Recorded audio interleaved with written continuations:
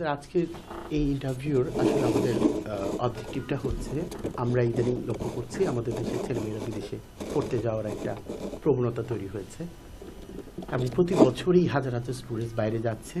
তো অনেক ক্ষেত্রে আমরা লক্ষ্য করে দেখছি যে আমাদের স্টুডেন্টসদের মধ্যে ইনসাফিসিয়েন্ট ইনফরমেশনের একটা সমস্যা বা গ্যাপ তৈরি হচ্ছে, যে ওরা অনেক সময় দেখা যাচ্ছে যে রিলায়েবল সোর্স থেকে ইনফরমেশনগুলো পাচ্ছে না।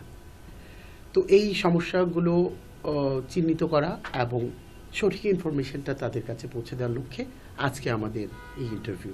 আমরা আজকে কথা বলবো প্রফেসর ডক্টর আব্দুর রশিদ স্যারের সঙ্গে। তো প্রথম প্রশ্ন হচ্ছে যে মাস্টার্স লেভেলে কী ধরনের অপরচুনিটি আছে নিউজিল্যান্ডে, স্পেশালি ম্যাস ইউনিভার্সিটিতে? তো মাস্টার্সের অপরচুনিটি ডেফিনেটলি অনেক বেশি, এবং আমার জানা মতে নিউজিল্যান্ডের যে 8টা ন্যাশনাল ইউনিভার্সিটি আছে, গভর্নমেন্ট ফাইন্যান্সড ইউনিভার্সিটি, সবগুলোতেই একটা ফোকাস এরিয়া হচ্ছে মাস্টার্স। রিকোয়ারমেন্ট তো অবশ্যই আন্ডারগ্রেড ভালো qualification, CGPA at least 3 and above হলে অ্যাডমিশনের চান্স থাকে। আর ফিটা ইঞ্জিনিয়ারিংয়ে সেটা বোধহয় এখন 28,000 আমার ম্যাস ইউনিভার্সিটিতে, 28,000 নিউজিল্যান্ড ডলার। বিজনেস বা অন্যান্য এরিয়াগুলোতে নিচের দিকে একটু 24 থেকে 28 এর ভিতরে কিছু একটা হবে। কোয়ালিফিকেশন যেটা বললাম, আন্ডারগ্রেডে ভালো রেজাল্ট থাকতে হবে।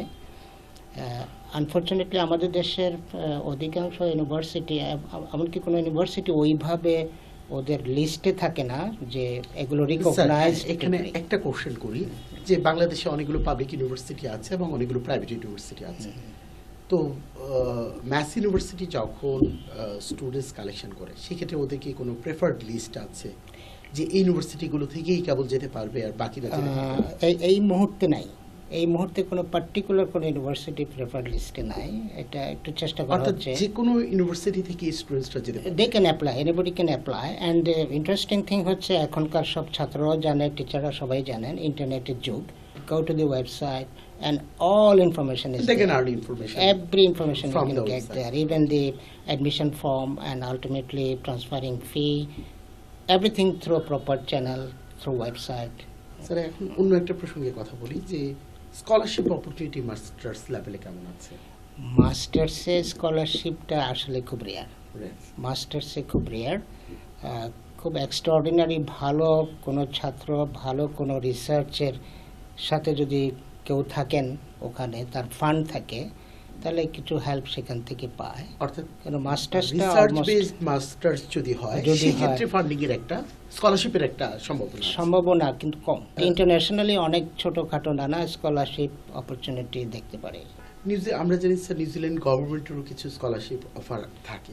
আচ্ছা, গভর্নমেন্টের স্কলারশিপ থাকে, কিন্তু এই সবগুলো আমাদের অন্যান্য চ্যানেলে যারা আছেন, গভর্নমেন্টের বিভিন্ন মেশিনারিজে যারা আছেন, সবাইকে ভাগ করে দিয়ে পেয়ে ছাত্রদের জন্য এমন বেশি কিছু বাকি থাকে না, আমার জানা মতে খুব বেশি কিছু বাকি থাকে না। আর ওখানে স্টুডেন্টদের পার্ট টাইম কাজ করার সুযোগ কেমন? অর্থাৎ কাজ করবে এবং পড়াশোনা করবে, এটা তো অফিসিয়ালি কতগুলো রুলস থাকে, রেগুলেশন থাকে হয়তো সব দেশেরই। নিউজিল্যান্ডের ব্যাপারটা হচ্ছে আপনি শুধু মাস্টার্স আর পিএইচডি লেভেলটা যদি আমরা চিন্তা করি, পিএইচডির ব্যাপারটা আশা করি আপনি পরে প্রশ্ন করলে আরো ডিটেইলে আমরা পরে আসতেছি। আমরা মাস্টার্স, কিন্তু যে কোনো ছাত্রই ইনক্লুডিং মাস্টার্সের ছেলেরা অফিসিয়ালি উইকলি 19 আওয়ার্স যে কোনো কাজ করতে পারে। 19 আওয়ার্স পার উইক। অফিসিয়ালি এটা গভর্নমেন্টের অফিসিয়াল রুল, এবং ইউনিভার্সিটি বা ইনস্টিটিউট বাধ্য ওই রুলটা ফলো করতে। কিন্তু ওখানে হচ্ছে সাধারণ জবগুলোর মিনিমাম স্যালারি হচ্ছে $15 পার আওয়ার, রাফলি এটা বোধহয় 14 plus something, 14%, but up to 15 per hour, that's the minimum payment বলবো। এখানে স্যার একটা কোশ্চেন চলে আসে, অ্যাভেলেবিলিটি অফ জবস কেমন? জব যদি কোথাও করে 19 আওয়ার্স, আর সামার টাইমে এনি নাম্বার অফ আওয়ার্স, হ্যাঁ, মিনিমাম পে যেটা বললাম অ্যাটলিস্ট $15 পার আওয়ার। আর তারপরে ওটা কম বেশি হবে নির্ভর করে কি করছে। হ্যাঁ, অর্থাৎ এটা স্ট্রিক্টলি ফলো করা হয়, এটা ভেরি স্ট্রিক্টলি ফলো করা হবে। অর্থাৎ ফর সাপোর্টিং, এটা দিয়ে কেউ যদি মনে করে আমি সমস্ত পড়ার খরচ ওখান থেকেই পাবো, আর্ন করবো, it's not true, it's not possible. এটা সম্ভব না, এটা খুব সম্ভব না। মাস্টার্সের কোনো স্টুডেন্টস যদি স্পাউস নিয়ে যায় সেই ক্ষেত্রে স্পাউস কাজ করতে পারবে কিনা সারাদিন? আপনার এটা মাস্টার্স এবং পিএইচডি দুটার জন্য একই নিয়ম। একই নিয়ম। আন্ডার গ্রেডে পারবে না।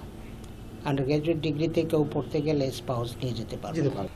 কিন্তু মাস্টার্স পিএইচডিতে যারা ভর্তি হয় পোস্ট গ্রাজুয়েটে তাদের স্পাউসকে একই সাথে ভিসা দেওয়া হয়। তার যে পিএইচডি করবে মাস্টার্স করবে যে হাজব্যান্ড কিংবা ওয়াইফ তার সাথে তার স্পাউস একই সাথে ভিসা পাবে পেয়ে গেলে, এবং স্পাউসকে ফুল টাইম ওয়ার্ক পারমিট দেওয়া হয় ভিসার সাথে। স্টুডেন্টসদেরকে কি হেলথ ইন্স্যুরেন্সের জন্য টাকা পে করতে হয়? আমার মনে হয় করতে হবে। এটা যেহেতু আমরা যারা পিআর বা citizen, for us it is almost free, but বাইরের যারা ছাত্রদের জন্য আমরা অ্যারাউন্ড $200-300 একটা ইন্স্যুরেন্স করে ওরা। সেটা কি মান্থলি অর না, ইয়ারলি, একবার সারা বছরের জন্য। সারা বছরে একবার 300 সামথিং একটা ডলার। একটু পিএইচডি লেভেল নিয়ে একটু কথা বলতে চাই যে নিউজিল্যান্ডের পিএইচডি স্টুডেন্টসের অপরচুনিটি কেমন? পিএইচডির ব্যাপারটা হচ্ছে অবশ্যই ভালো মাস্টার ডিগ্রি থাকতে হবে পিএইচডি, ফার্স্ট ক্রাইটেরিয়া, এবং ডেফিনেটলি আন্ডার গ্রেড একই লাইনে হতে হবে, পিএইচডি অ্যালাইন হতে হবে। আন্ডার গ্রেডে কেউ যদি কম্পিউটার সফটওয়্যার ইঞ্জিনিয়ারিং করে থাকে বা টেলিকমিউনিকেশন করে থাকে, অবভিয়াসলি মাস্টার্সও টেলিকমিউনিকেশনেই করা হবে তার, একই ফিল্ডের এরিয়াতে। এবং তাদের যদি খুব ভালো রেজাল্ট থাকতে হবে ডেফিনেটলি। খুব ভালো রেজাল্ট হলে স্কলারশিপের সুবিধাটা আছে পিএইচডিতে।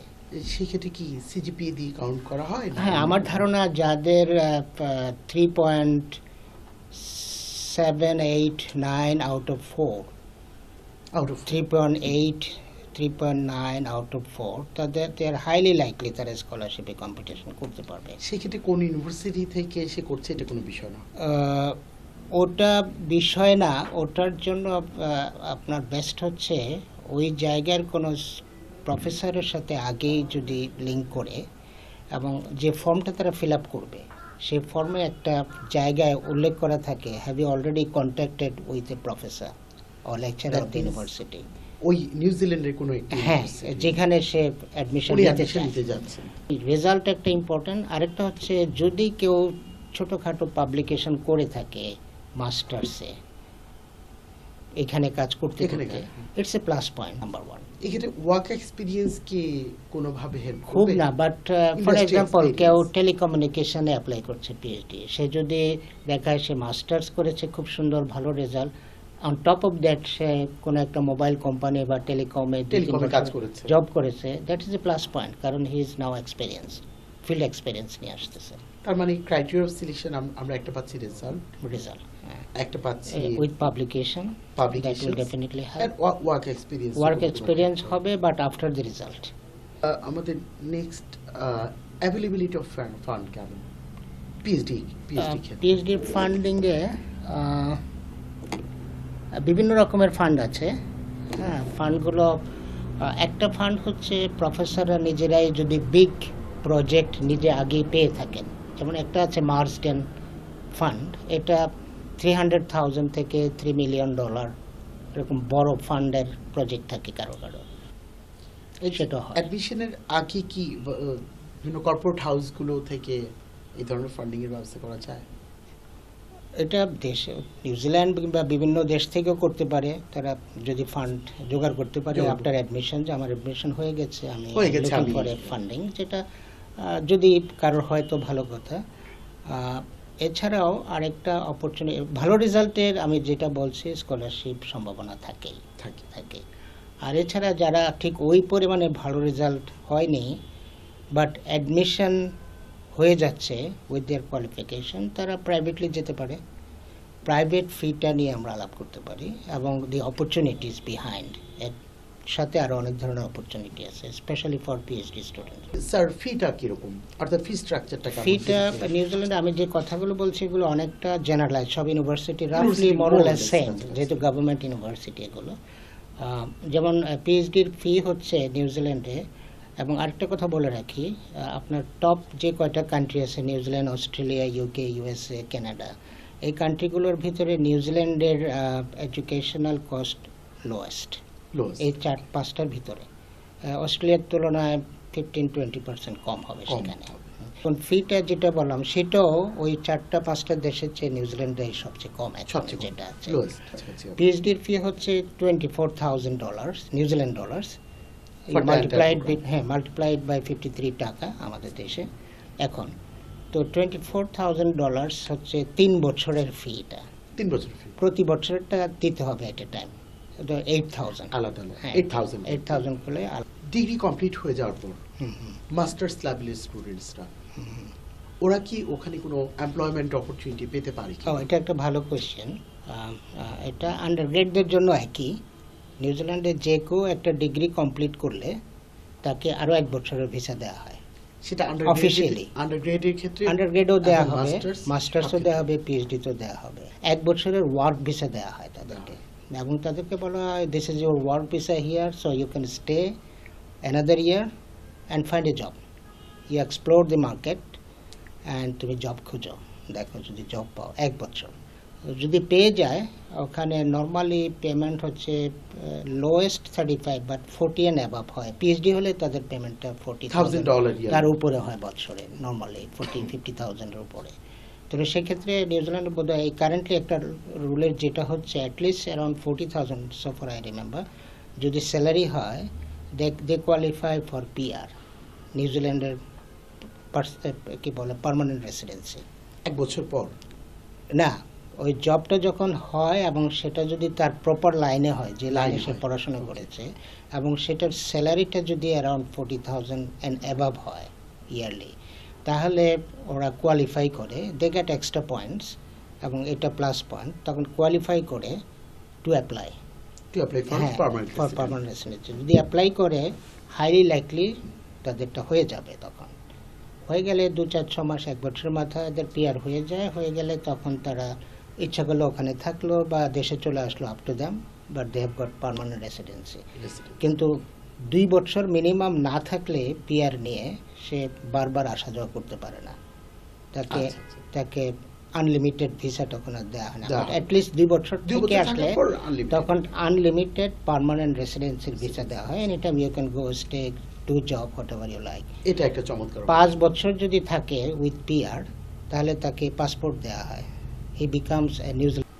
স্যার, আপনার কাছ থেকে অনেক চমৎকার ইনফরমেশন পেলাম। আপনি যে ইউনিভার্সিটি কাজ করছেন অর্থাৎ ম্যাসি ইউনিভার্সিটি, স্টুডেন্টস লাইফ কেমন সেখানে, অর্থাৎ কতটা কমফোর্টেবল, অর্থাৎ পড়াশোনা ছাড়াও এক্সট্রা কারিকুলার অ্যাক্টিভিটিস কিরকম হয়, কো কারিকুলার অ্যাক্টিভিটিস কেমন হয়, তারপর রেসিডেন্স ফ্যাসিলিটিগুলো কেমন, এগুলো স্ট্যান্ডার্ড কেমন? হ্যাঁ, একটা জিনিস আমরা আলাপ করে নিই, কস্ট, থাকার একটা কস্ট আছে। তাদের কস্ট, তারা হোস্টেলে থাকতে পারে।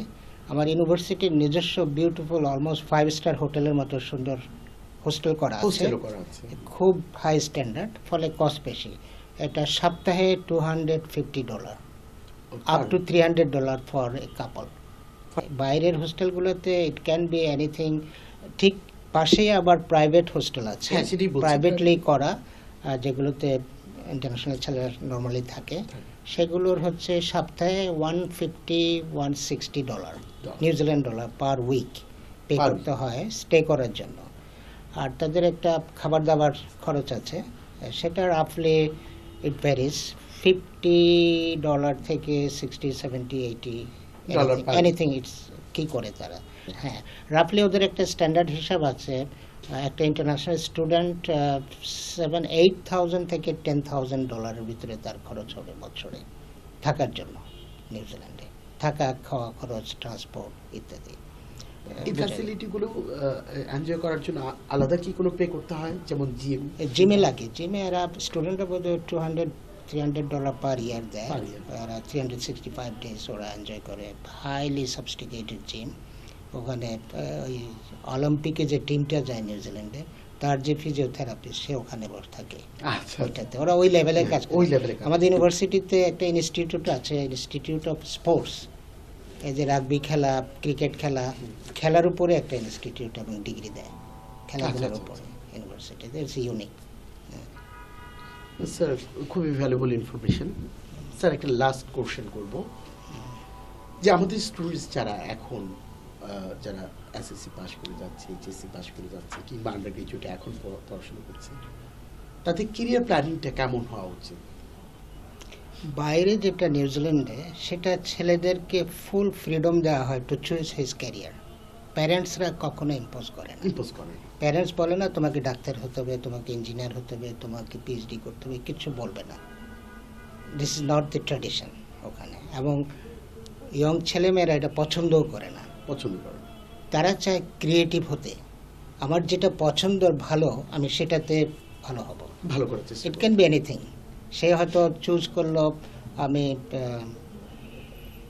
খুব ভালো স্পেশাল কোনো সাবজেক্ট না গিয়ে, আমাদের কাছে মনে হবে এটা একটা সিম্পল কিছু, বাট সেটাই এনজয় করে, তাহলে সে খুব বেশি ক্রিয়েটিভ হতে পারে। তার সমস্ত মন প্রাণ ওটাতে ঢেলে দেয় এবং এটাকে সে এক্সেলেন্ট করতে পারে আলটিমেটলি, এবং তাই হয়। তাই নিউজিল্যান্ডের এটা একটা ভালো গুণ।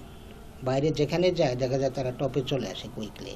তারা ওই কারণ আসলে ছোট সেটাকে থেকে ওই প্যাশনের উপর মেন্টালিটিটা অ্যাপ্লাই করে অ্যান্ড উইথ অল ফ্রিডম সেটা করে।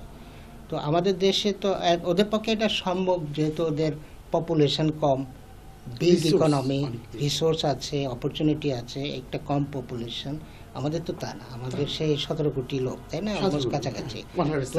তো এত কোটি লোক, তারপর আমাদের সম্পদ খুব লিমিটেড, খুব লিমিটেড। আমাদের কমপ্লেক্সিটি, সোশ্যাল প্রবলেম সব ক্ষেত্রে প্রচুর। তো এতগুলোর ভিতরে বেস্ট না হলে বেস্ট জায়গায় যেতে পারবে না। তো তাকে কম্পিটিশনে নেমে যেতে হয় শুরুতেই। সে না চাইলেও ভাবে আমাকে ডাক্তার হতে হবে, আমাকে ইঞ্জিনিয়ারিং এর ওইটা পড়তে হবে, কারণ ওটাতেই আমি অপরচুনিটি খুঁজে পাবো। মেবি এটা তার ক্রিয়েটিভ যে নেচার, যে লাইফ, সেটার সাথে মিলছে না।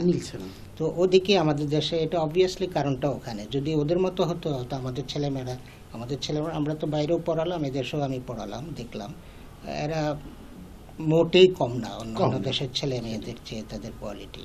এটা ওদের প্রপার গাইডেন্সটা ইম্পর্টেন্ট, কোন দিকে যায়। কিন্তু কেরিয়ারের ব্যাপারগুলোতে প্রপার গাইডেন্স ইম্পর্টেন্ট।